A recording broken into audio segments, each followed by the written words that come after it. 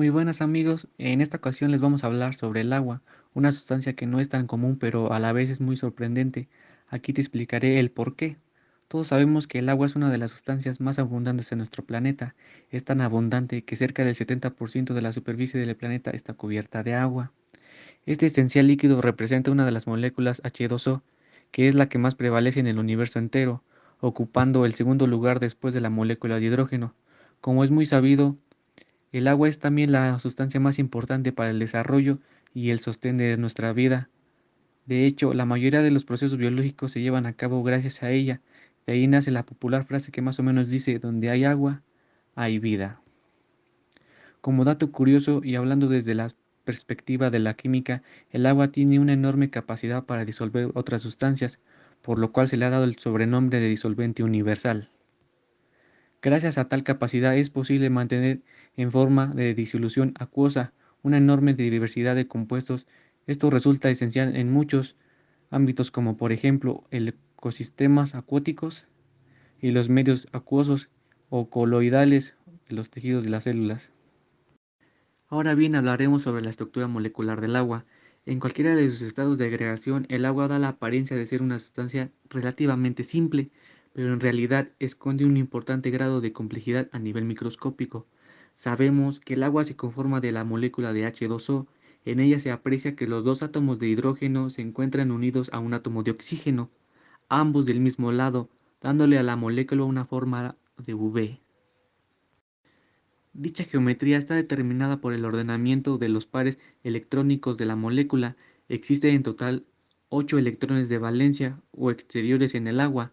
De estos electrones, dos pares corresponden a los enlaces de oxígeno e hidrógeno, donde cada átomo aporta un electrón al enlace, mientras que los otros dos no participan en los enlaces y se consideran como pares de electrones libres o no compartidos del oxígeno. Sé que suena un poco complicado esto, pero es más sencillo de entender de lo que parece. Para que no tengamos más dudas de esto, observen la siguiente imagen.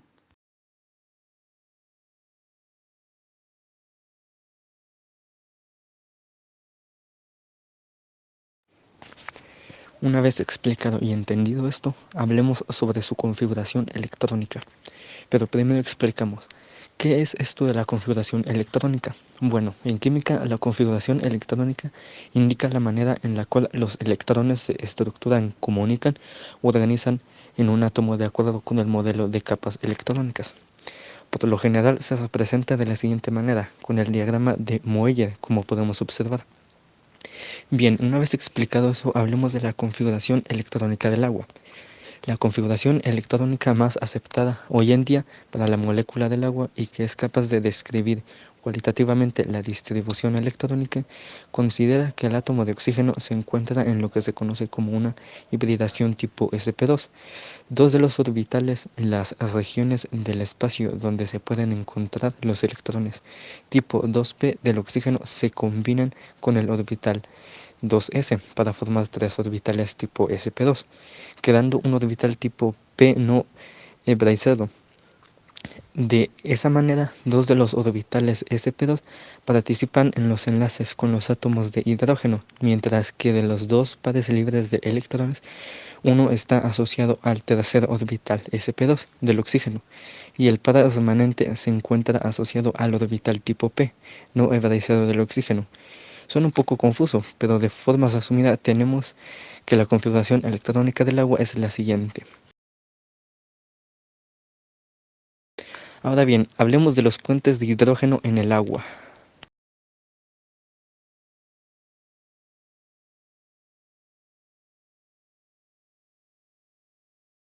Siguiendo con las explicaciones, hablaremos de los puentes de hidrógeno. Los puentes de hidrógeno en el agua, por su estructura, el agua es un compuesto prototípico para la formación de los llamados puentes o enlaces de hidrógeno.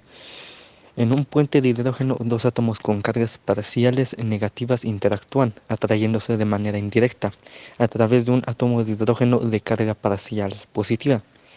El átomo de hidrógeno que funciona como puente se encuentra unido covalentemente a un átomo electronegativo como oxígeno o nitrógeno. En un puente de hidrógeno, el átomo electronegativo unido de forma covalente al hidrógeno se le conoce como el átomo donador. Al otro átomo electronegativo se le conoce como aceptor. Las moléculas de agua pueden participar de manera simultánea en puentes de hidrógeno con varias otras moléculas de agua. Este comportamiento se presenta tanto en el estado líquido como en el sólido. El tiempo de vida promedio de un enlace de hidrógeno es extremadamente breve, de alrededor de unas 10 billonésimas de segundo. Bien, una vez explicado todo esto, pasemos a los siguientes puntos, continuando por la disolución de iones y de compuestos polares. Bueno, continuando con los temas, os explicaré la disolución de iones y de compuestos polares de la forma más concreta que pueda. La polaridad de la molécula de H2O le permite tener interacciones de tipo electrostático con muchas otras especies químicas que tengan algún grado de polaridad, o bien con cargas eléctricas netas en sus átomos. Tal es el caso de los compuestos iónicos. La capacidad del H2O para interactuar fuertemente con los aniones y cationes hace posible que muchos compuestos iónicos puedan disolverse en el agua. Por otro lado, cuando una molécula polar se encuentra en solución acuosa, las diferentes zonas parcialmente cargadas de esta interactúan con moléculas de agua orientadas de forma adecuada para neutralizar las cargas parciales. En conjunto, tenemos que estas interacciones posibilitan el hecho de que muchos compuestos puedan mantenerse en una difusión libre en una solución acuosa. Por ejemplo, en los medios tisular y celular pueden existir decenas de diferentes especies iónicas y polares conviviendo en una misma disolución. Es probable que el agua sea el único líquido con la capacidad de mantener en solución a tal variedad de especies, las cuales tienen que conservar un equilibrio preciso para hacer posible que se lleven a cabo procesos biológicos de enorme complejidad. Bueno, eso es todo de lo que es la disolución de iones y de compuestos polares. Ahora hablemos de lo que es el agua en su estado sólido. Hablemos del estado sólido del agua, en este caso el hielo. En el estado sólido, en el cual las moléculas prácticamente carecen de movimientos de traslación y rotación, el agua es capaz de agregarse formando puentes de hidrógeno permanentes. Existen 11 formas cristalinas o fases sólidas diferentes para el agua. Estas difieren entre sí por la manera particular como las moléculas se empaquetan en el espacio para formar un sólido. En este caso, la fase de hielo LH representa la forma estable de las condiciones de la atmósfera de la Tierra. De ahí que tanto el hielo como la nieve que vemos comúnmente se encuentran en dicha forma sólida. Un aspecto constante en todas las fases sólidas del agua es que cada átomo de oxígeno establece dos enlaces de hidrógeno como donador y que simultáneamente participa como aceptor en otros dos puentes de hidrógeno. Esto lo podemos apreciar en esta imagen. Tenemos que, como dato curioso, el hielo ocupa aproximadamente 9% más del espacio que el agua líquida. Lo anterior tiene un efecto que podemos reconocer y observar cotidianamente, como los cubos de hielo que flotan en nuestras bebidas o los icebergs que flotan en los océanos. Después de haber explicado el estado sólido, pasaré a explicarles dos conceptos sumamente sencillos. Por un lado se tiene las propiedades térmicas del agua y después de ello la tensión superficial. Bueno, las propiedades térmicas es la capacidad calorífica de la energía en forma de calor que se requiere para elevar a 1 grado centígrado la temperatura de una sustancia. El agua suele ser uno de los líquidos con mayor capacidad calorífica que se conoce. Se requiere una caloría por grado centígrado que se eleva la temperatura de 1 gramo de agua. Gracias a ello, cuando un cuerpo de agua absorbe calor, una buena parte de esta energía no se manifiesta directamente en los movimientos de las moléculas, sino la deformación y ruptura de los enlaces de hidrógeno. Una vez explicado esto, pasaré a explicar lo que es la tensión superficial. La resultante que el área superficial de un cuerpo de agua tiende a reducirse mínimo es la tensión superficial. Para reducir el desbalance de las fuerzas, en otras palabras, al minimizar el área superficial, se minimiza un número de moléculas con interacciones faltantes. Esta tendencia a reducir el área deriva la tensión en la interfaz entre líquido y gas, conocida como tensión superficial. Bueno, los dejo con el último tema. Bien, pasemos a explicar el último el último tema y dar nuestras conclusiones. Por último tenemos la hidratación de las proteínas del agua. ¿Qué es esto de la hidratación de proteínas del agua? Bueno, a continuación se los explico. Participa en la función de las proteínas. Son compuestos esenciales para los seres vivos. Las proteínas tienen una estructura tridimensional compleja.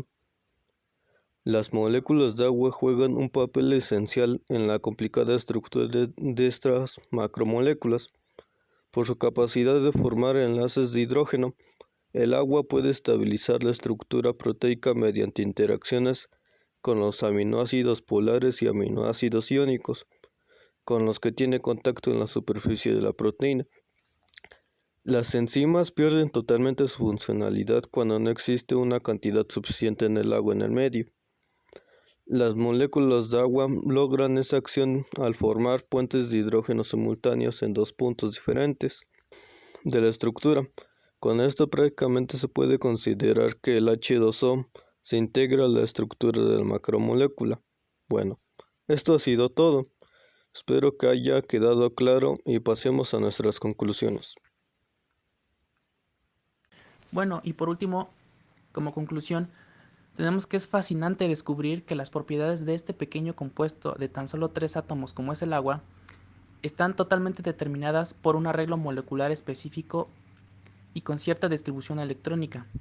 Como hemos podido ver a lo largo del video, las propiedades físicas y químicas del agua son muy particulares y definen un caso único entre todas las sustancias químicas. Estas propiedades tienen una enorme relevancia en la definición del mundo en que vivimos, y no hay duda de que nuestra realidad sería muy diferente si no fuéramos organismos basados en todos los niveles en nuestra convivencia con el agua. Bueno, eso es todo. Gracias por vernos. Adiós.